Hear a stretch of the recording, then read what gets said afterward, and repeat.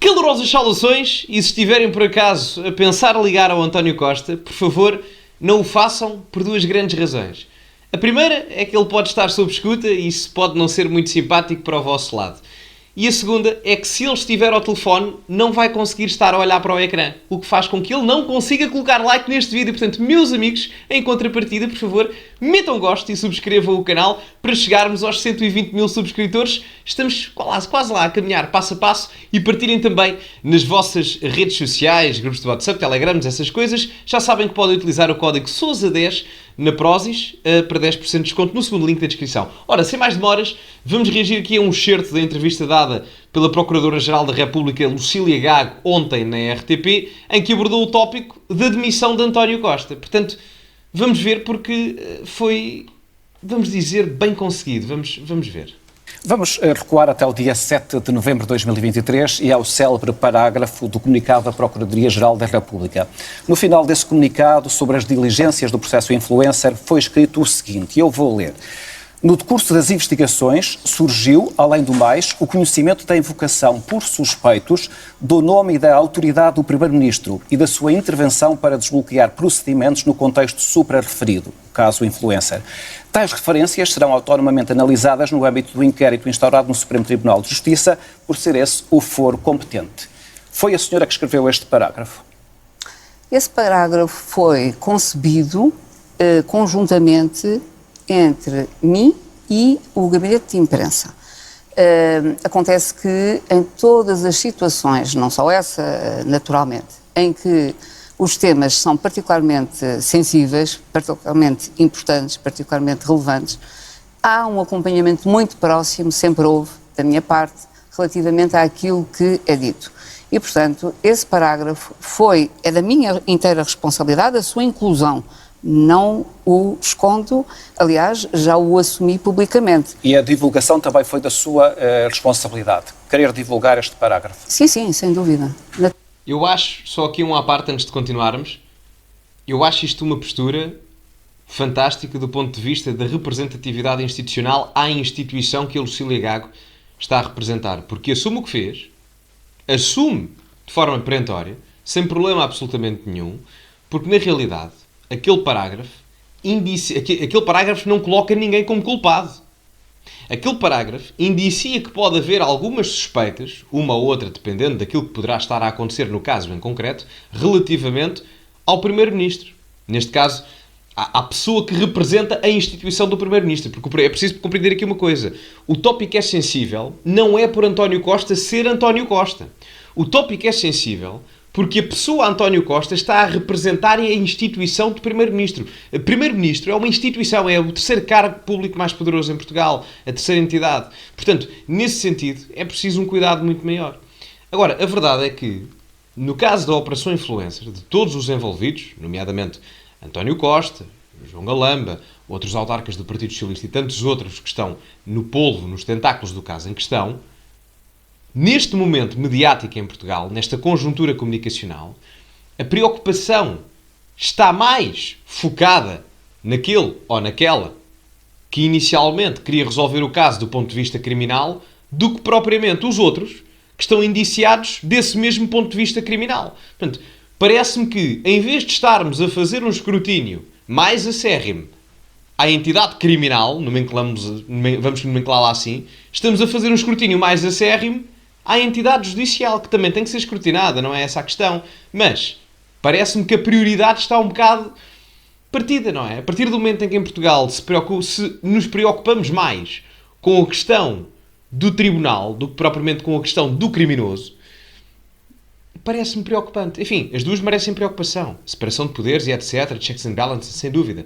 Parece-me que a prioridade está um bocado estragada, ou invertida, no caso, é o termo mais correto. Naturalmente, ou seja, aquilo que eu considerei na altura e considero, é que não era compreensível a omissão a essa referência que desse parágrafo consta. E por que razão?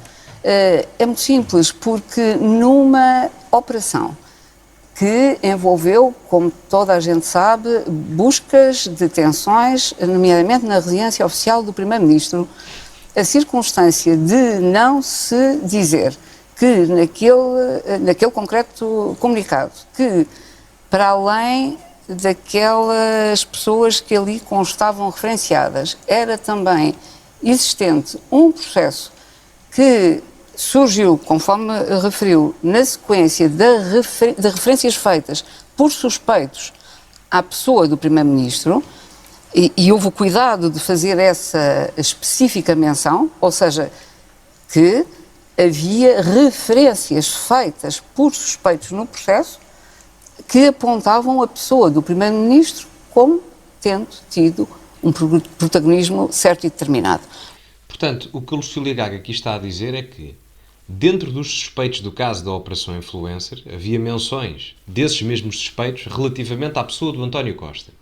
E a inclusão do nome do António Costa, que representava a figura institucional do Primeiro-Ministro à época, está inclusa nesse mesmo documento por essa mesma razão, pelas várias menções dos já suspeitos do caso da Operação Influencer.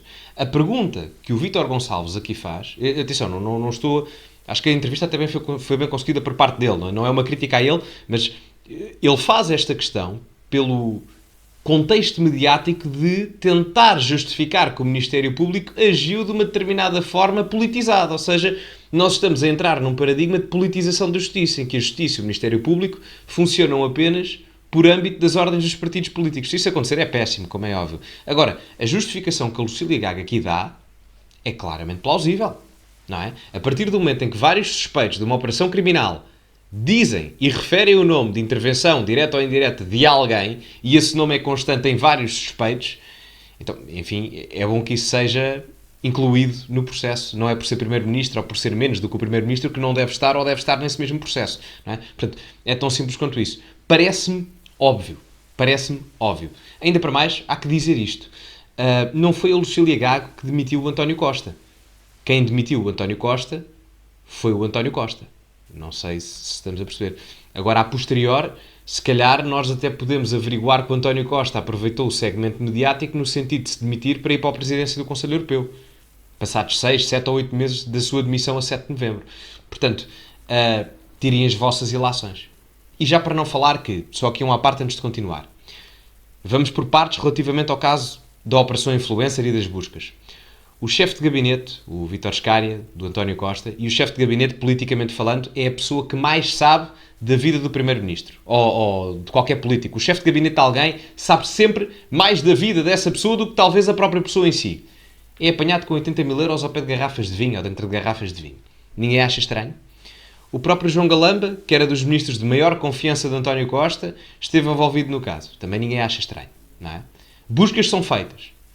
Casos adjacentes, como é o caso, não tem a ver com isto, mas embora estando relacionado com o nível de hipotética corrupção, os casos das gêmeas, ou o caso das gêmeas luso-brasileiras, a decorrer. Portanto, são demasiados casos, relativamente ao próprio caso em si, ou a casos indiretamente ou distantes, mas incluídos nesse mesmo governo, que me parecem, enfim, demasiadas circunstâncias para, pelo menos, que é o que é aqui dito, não suspeitar, não é? Ou seja, ninguém iria nunca perceber, e ao contrário, dir-se-ia que teria havido uma tentativa de branquear, de não esconder, de proteger, e portanto eu não acho que, por razões de transparência, devesse ser omitida a referência. Muito bem, fantástico. Portanto, simploriamente, eu não ia omitir nada só porque aquela pessoa visada na investigação era o Primeiro-Ministro. Porque, segundo o primado do Estado de Direito, somos todos iguais perante a lei. Desde o padeiro, até ao polícia, até ao empresário, até ao Primeiro-Ministro. Excelente. E quando se ia tornar pública esta referência, a senhora calculou o impacto e as consequências políticas dessa revelação?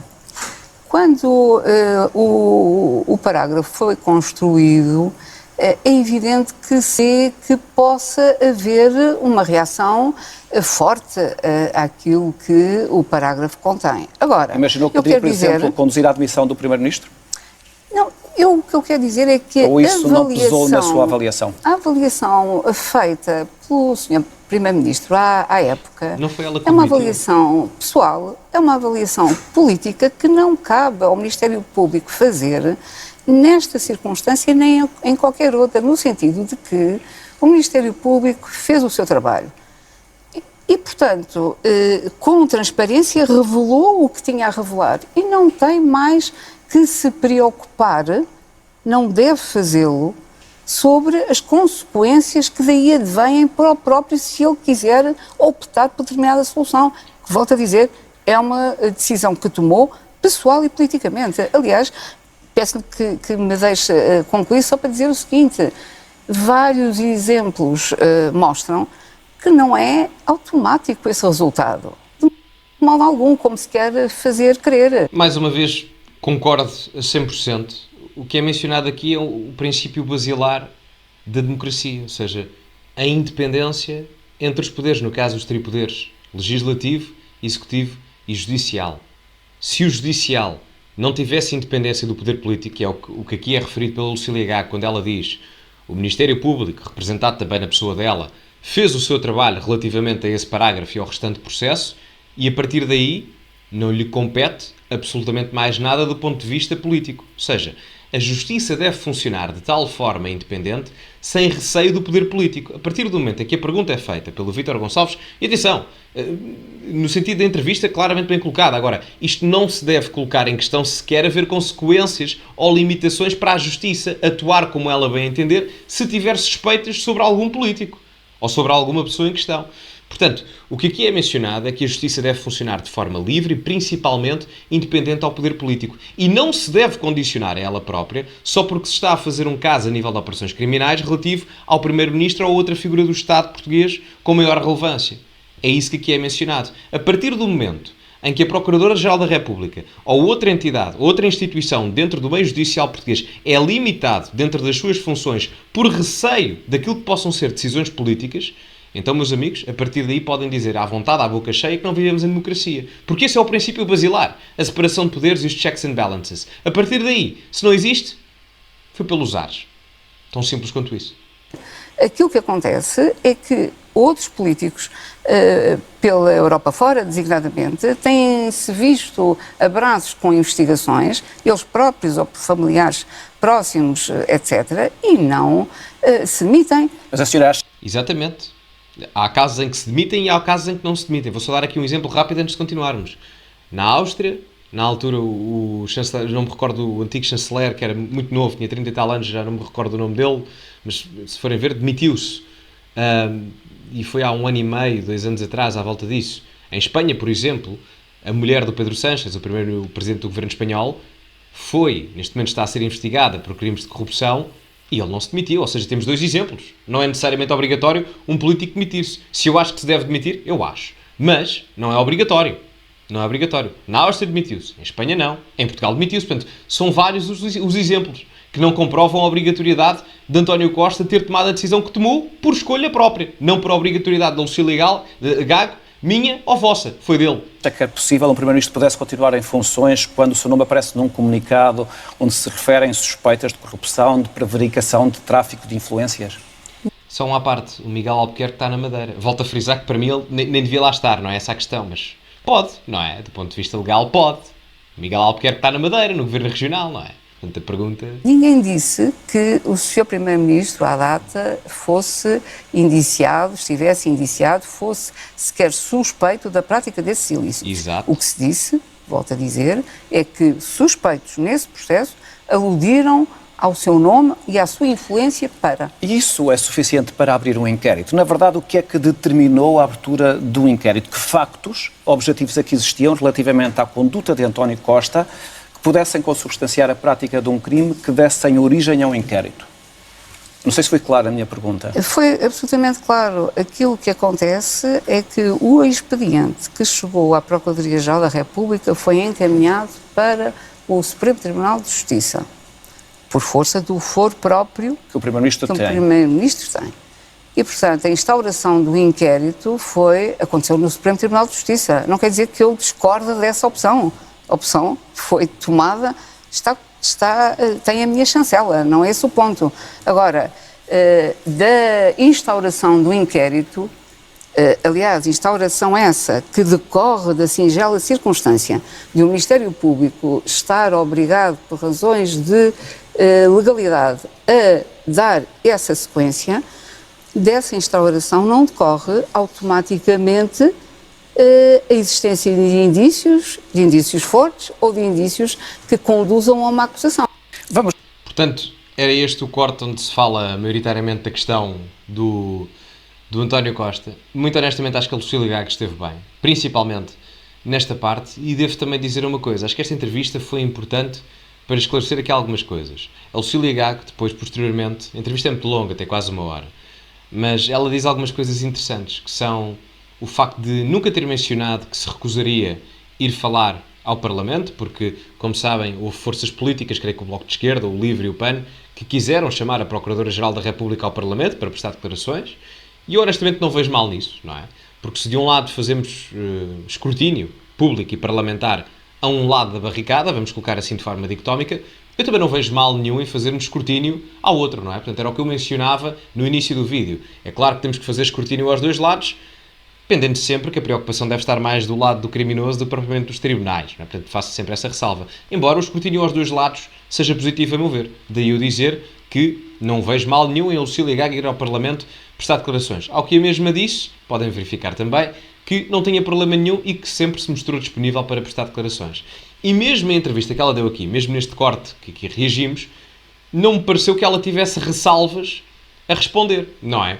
Ao contrário, por exemplo, do filho do Presidente da República, de Lacerda Salles e etc., que invocaram o seu direito ao silêncio na última Comissão Parlamentar das Gêmeas, e a nível daquilo que é o escrutínio público e mediático, o escrutínio está a ser feito mais a este lado, que não tem receio em falar publicamente, do que propriamente ao outro, não é? Portanto, são casos diferentes, eu sei, mas era só um termo exemplificativo, comparativo, para elucidar e explicar a circunstância. Mas bom, meus amigos, digam-me agora as vossas opiniões aí nos comentários. Metam gosto no vídeo, metam like, que ajuda bastante. Subscrevam o canal para chegarmos aos 120 mil subscritores. Para lá caminhamos. Partilhem também nas vossas redes sociais, Instagrams, Twitters, grupos de WhatsApp, Telegrams, essas coisas todas. E podem utilizar o código Sousa10 na Prozis no segundo link da descrição para 10% de desconto em variedíssimos produtos e ofertas no checkout. Segundo link da descrição. Ficamos por aqui. Muito obrigado a todos e, como é habitual, acima de tudo, cultivem-se e até à próxima.